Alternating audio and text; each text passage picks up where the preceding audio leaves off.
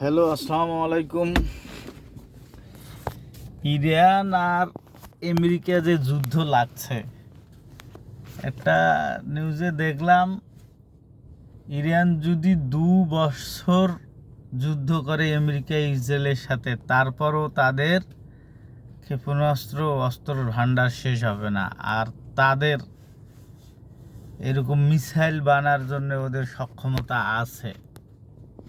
তারা মিসাইল খুব দ্রুত বানাইতে পারে, ওদের এরকম সব কিছু সরঞ্জাম তাদের আছে। তাদের আরেকটা বিষয় হয়েছে, তাদের যেগুলো হইল কৃষিপূর্ণ রপ্তানি তারা সব কিছু বন্ধ করে দিয়েছে,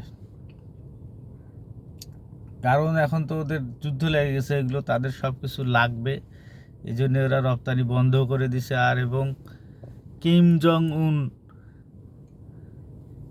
দক্ষিণ কোরিয়ার প্রেসিডেন্ট, উনি বলে দিয়েছে যে ইরান যদি আমাকে বলে আমি তাদের পাশে দাঁড়াবো, এবং ইসরায়েলে ওদের একটা ক্ষেপণাস্ত্রই যথেষ্ট বলে দিয়েছে। তা আমি চাই না যে যুদ্ধটা আরও বড়সড় হোক, যুদ্ধটা 2 বা 3 দেশের সম্মতিতে যুদ্ধটা শেষ করে দ্রুত শেষ করে দিক।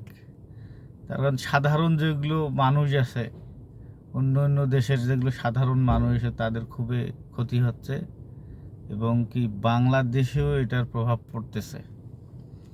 ঠিক আছে, সবাই ভালো থাকবেন। আসসালামু আলাইকুম।